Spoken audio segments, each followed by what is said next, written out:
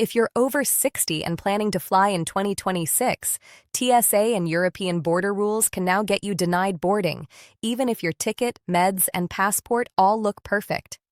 Airlines will happily take your money, then refuse you at the gate over one tiny detail buried in the fine print. In this video, I'm going to show you the aid ID and passport traps older travelers are falling into right now, so you don't lose thousands of dollars in one embarrassing conversation at the airport. Listen, TSA and border agencies just rolled out new ID and passport rules that are going to blindside a huge chunk of Thanksgiving travelers. And if you're in your 60s, 70s, or beyond and planning to fly in 2026, what I'm about to share could be the difference between walking onto your dream vacation and being turned away right at the gate. You arrive at the airport thinking you've done everything right. You showed up 2 hours early. Your medications are in the original bottles.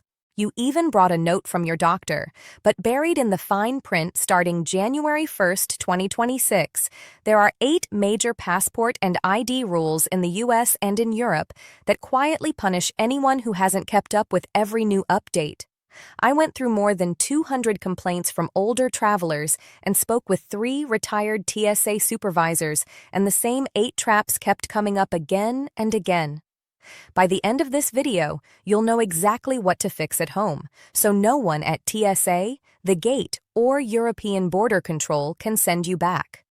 Rule number 3 is the one that gets more older travelers pulled aside than all the others put together, and most people don't even realize it's a rule. All right, let's start with number 8. Rule Charer 8, the fake passport expiration date. Here's what most travel agents never say out loud.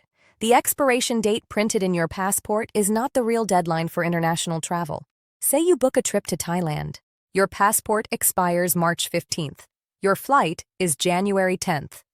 You look at it and think, more than 2 months left? I'm fine. At check-in, the agent stops you. Thailand requires your passport to be valid at least 6 months from your entry date. You explain you'll be back in 2 weeks. They don't care. Result?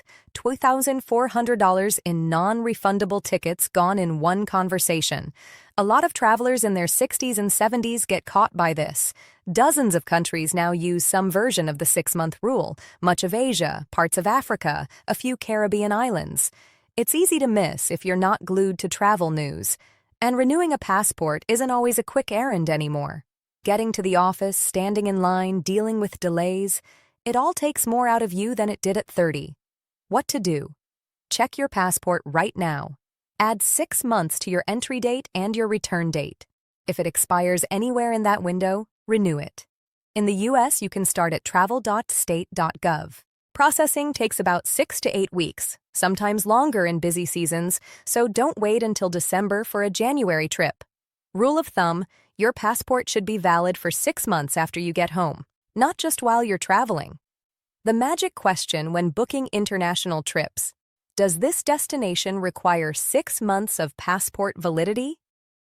Pro tip: take a photo of your passport's expiration date and set a phone reminder 10 months before it expires. That gives you a calm 2-month buffer to renew without panic. Rule NERCA 7, the invisible damaged passport. And passport expiry is still the easy problem compared to what happens when your passport looks brand new and the system decides it's damaged. Immigration officers told me off the record. They're now rejecting passports for damage you can't even see. Your passport looks fine. Clean cover, smooth pages, clear photo. But you've built one habit, folding it and sliding it into your back pocket because you don't like carrying a separate wallet. At the gate for your London flight, the agent scans it. Error. Tries again. Error. Sir, the RFID chip isn't reading. This passport is damaged. You say, but it looks new. On the outside, yes. Inside, the chip is dead. One missed flight and about $1,600 in rebooking fees later, the point hits home. Inside the cover is a tiny antenna. Fold it enough times and it cracks. The chip dies even if the passport still looks brand new. Seniors keep passports for years and don't always inspect them. And weaker eyesight makes small ripples, water stains, or peeling plastic easy to miss. From 2026, more countries will push you through e-gates that rely on that chip. If it won't scan, the system treats your passport as broken, not borderline okay. What to do? Never fold or roll your passport and stop carrying it in your back pocket. Keep it flat in a wallet, document pouch, or hard shell holder. If your eyes aren't great, ask your kids or grandkids to check it under good light. If your photo is badly faded or you look very different now, renew early. If you're already at the counter and the chip fails, one calm line works far better than arguing. I'd like to request manual processing and I'll replace this passport after this trip. Rule Number 6. Real ID versus real life. This is the one catching a lot of seniors off guard, even on simple trips to see family. Since May 2025, TSA has been tightening real ID checks, and by 2026 they're enforcing it hard. A grandmother shows up for a short domestic flight to visit her grandkids. She hands over her driver's license, the same one she's used for years. The TSA agent looks at it and says, "Ma'am, this doesn't have the real ID star. Do you have your passport?" She didn't bring it. It's a flight inside the US. Why would she? They send her to secondary screening. 45 minutes of questions, extra checks, full pat down. They finally let her through, but her flight is gone. Another few hundred to rebook. Why does this hit people over 60 so hard? Because many seniors still use old licenses they got years ago with no little gold or black star in the corner. They don't fly often. They don't follow every TSA update.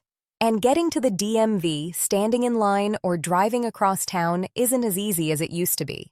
In 2026, more checkpoints will simply treat those old licenses as not good enough and push seniors into long, exhausting identity checks or extra paid verification through systems like Clear or online Confirm ID tools.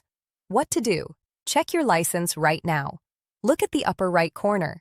If there's no star, that license is not Real ID compliant.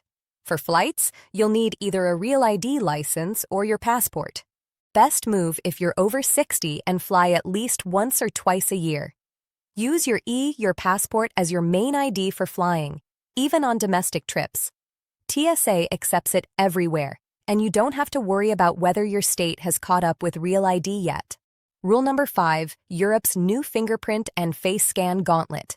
Here's where it starts to feel a little invasive. Starting October 12, 2025, Europe rolls out the new entry-exit system. By April 10, 2026, it's mandatory at almost every Schengen border. A 75-year-old couple from Seattle lands in Paris for their 50th anniversary trip. They expect a quick passport stamp. Instead, they're sent to a kiosk. Place your fingers here. Look at the camera. The husband has arthritis. His fingers won't sit flat. The machine fails once, twice, 6 times. By the time they clear immigration, they've missed their train to Provence and pay $200 to rebook. Why? Because under the new EES system, Europe now takes your face photo and 4 fingerprints every time you enter or leave the Schengen zone. If you're older, walk slowly, use a cane or wheelchair, or have shaky, stiff hands. That process simply takes longer. What to do? Arrive at European airports about 30 minutes earlier than you used to. If you have arthritis or hand tremors, tell the officer right away. They have procedures for medical issues, but they only use them if you speak up. Once you're in the system the first time, future entries are usually faster. If you're connecting in Europe, build in at least 90 minutes. Skip tight 45 to 60-minute layovers. If you're over 60 or don't move quickly, one slow biometric line plus a long walk between gates is all it takes to miss your flight. If you're traveling with a spouse, register together on your first entry so you stay in the same queue later. The magic phrase. If the scanner can't read your fingerprints, I have a medical condition with my hands, so my fingerprints are hard to scan. Is there an alternative process? Rule Hunter 4, ET. Yes. Europe's no boarding without permission rule, and Europe still isn't done. If you think fingerprints are annoying, wait until you hear about the new pre-approval you'll need before you even leave the US. Most seniors don't even know this exists. For trips in late 2026 and beyond, Americans and other visa-exempt travelers will need approval before flying to most of Europe. No ETEs, no boarding, even if your passport is perfectly valid. Picture this. You've booked a dream river cruise in Europe, passport ready, tickets printed, bags packed. At check-in, the agent asks, "Do you have your ETS authorization?" You've never heard of it. They can't check you in. You jump on airport Wi-Fi, rush through an online form, pay the fee, and hope it's approved in time. For some travelers, that means hours of waiting, a missed flight, and hundreds of dollars gone on rebooking, and lost hotel or cruise days. Why this is risky for seniors? ETEs is Europe's version of an online pre-screen, like the US ESTA. Most approvals are quick, but some can take up to 96 hours. If you're over 60, standing at the airport under that kind of stress is the last thing your body needs. And if your kids booked the trip, it's easy for everyone to assume passport is enough and forget ETSs completely. What to do? Apply for ETSs at least 1 week before your flight. Earlier, if you like to move slowly, use the official EU website and let someone you trust help. If online forms aren't your thing, it's valid for 3 years or until your passport expires, whichever comes first. If you get a new passport, you need a new ETS. After approval, print the confirmation, save a copy on your phone, and email it to yourself. Rule of thumb: think of ETS as Europe's TSA pre-check. You apply once, then use it for multiple trips, but it's tied to your passport number. So, a new passport means a new application. Don't let a missing ETS turn your dream European vacation into a full day of airport stress. Rule number Nutri, the digital ID trap. This one is catching a lot of seniors by surprise. TSA now accepts digital IDs in Apple Wallet and Google Wallet. Sounds great. No wallet, no plastic card. But here's the trap. A tech-savvy grandfather was so proud he'd added his digital driver's license to his iPhone all by himself. At O'Hare, he confidently held up his phone at security. The scanner beeped red. The agent said, "Sir, we don't accept digital IDs at this checkpoint. Do you have your physical license?" He didn't. His state had advertised the digital ID as TSA approved, so he left the real card at home. After 30 minutes of questions and a supervisor call, they finally cleared him. But his boarding window was gone and the flight was already closed. Seniors get burned by this because they trust that TSA-approved label and don't always see the fine print that it's Zuccotti only valid at select airports and lanes. And standing through surprise secondary screening is far more tiring in your 60s and 70s. One dead battery, one scanner glitch, or one skeptical agent is all it takes if you don't have the physical card. What to do? Always carry your physical ID, license, or passport, even if you have a digital one. Treat digital ID as backup, not replacement. If your state offers it, go ahead and add it to Apple Wallet or Google Wallet, but still bring your wallet. Keep your phone charged and your screen brightness up before you reach TSA. The magic move. If your digital ID fails, immediately say, "I have my physical ID as backup," and hand it over. Insider move. Take a clear photo of the front of your physical ID and store it in a password-protected note or secure app. It's not an official ID, but if you ever lose your wallet or passport, that image can speed up verification. Rule number 2, medically necessary liquids that still get thrown away. This is the one TSA doesn't shout about, but it hits seniors the hardest. On paper, liquid medications over 3.4 ounces are allowed through security if they're medically necessary and if you declare them. In real life, very different story. Say you pack an 8O liquid fiber supplement in your carry-on. At screening, an agent pulls your bag aside. "Ma'am, this exceeds the liquid limit." You explain, "I take this every day. It's my medication." They ask, "Do you have documentation?" You had no idea you needed any. They confiscate the bottle. $28 gone. And the next 3 days of your cruise are spent constipated, exhausted, and miserable instead of enjoying yourself. Here's what's really going on. TSA has a medical exemption for liquid medications, medical solutions, and some liquid supplements over 3.44 ounces. But that exemption only really works if you someone declare them up front and let them test them. If you leave it buried in your bag, the scanner flags it. An officer pulls it out, sees a mystery bottle over the limit with no declaration and no paperwork, and the easiest move is to throw it away. What to do? Separate all liquid medications over 3.40 before security. Put them in a small zip bag or pouch. As you approach the X-ray belt, say clearly, "I have medically necessary liquids to declare." They'll usually place the bag in a bin, maybe run a quick test, and you're done in about 30 seconds. Bring proof when you can, a prescription label with your name, a doctor's note, the original bottle showing your name and dosing.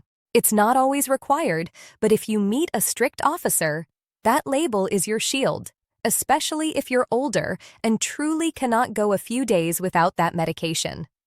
Rule of thumb: if it's a liquid over 3.4 ounces and you need it for medical reasons, prescription, supplement, or even over-the-counter stuff you rely on daily, declare it. The magic phrase, "If an agent starts to push back, these are medically necessary liquids exempt under TSA guidelines." Pro tip: print the TSA page on medical liquids from tsa.gov, fold it and keep it in your medication bag. Seniors who do this say the conversation instantly gets smoother when they can point to the rule in writing. Rule number 1, the blank passport pages rule, the silent trip killer. This is the silent trip killer, and it hits seniors the hardest. You can have years left before your passport expires and still be denied boarding at the gate. All it takes is not having enough empty space inside that little blue book. Many countries quietly require 1 to 4 completely blank pages, often 2 side by side for visas and entry-exit stamps. If you don't have the right kind of blank pages, the airline can refuse to board you, even if your passport looks perfect and doesn't expire for years. That's how people lose thousands of dollars in non-refundable tickets in a single conversation. Seniors are at higher risk because you tend to keep the same passport for many years, collecting stamps and visas without really counting pages. Weaker eyesight and memory make it easy to miscount or miss half-used pages. And with U.S. passports, you can't add pages anymore. If the book is full, you must renew, meaning more paperwork, more waiting, more logistics. What to do? Open your passport and check it today. Count how many pages are totally blank. No stamps, no scribbles, nothing. Look carefully to see if you have at least 2 blank pages in a row. If you're under 4 blank pages total, start planning a renewal, especially if you've got a longer trip with multiple stops. One big itinerary can eat those last pages fast. Don't forget the grandkids' passports if they're coming with you. Child passports only last 5 years and fill up quickly, so they're more likely to be expired or out of space sooner than you think. Smart habit: when you get a new passport, take a photo of the first page and the last page and save it on your phone. After each big trip, flip through and see how many fresh pages you've used. When the book is about halfway full, start working on renewal and let your kids or grandkids help with the online forms. If tech isn't your thing, the magic question when booking international trips: does this destination require a minimum number of blank passport pages? It takes 10 seconds to ask, but it can save you a vacation worth several thousand. In the end, these 8 rules aren't here to scare you. They're the cheapest insurance you can have. A bit of prep now, so after 60, your energy goes into enjoying the trip, not arguing with airport staff at the gate. If you made it this far, you're already doing more than most travelers your age ever will. You now know the traps that cost seniors the most money, the most energy, and the most sleep before a big trip. Take 10 minutes after this video, grab your passport, your license, and your meds, and run through these checks while everything is still fresh. Your future self at the airport will thank you. If this helped you feel even a little more in control, tap like so. YouTube shows it to more travelers over 60 who need it. Tell me in the comments which rule surprised you the most, or which one you've already run into at TSA or immigration. And if you want more step-by-step senior-friendly travel guides from carry-on tricks to new baggage and seating rules, hit subscribe and turn on notifications. You've worked too hard to let one missing page or one forgotten form ruin your trip. Let's make sure your next flight is spent in the air, not arguing at the gate.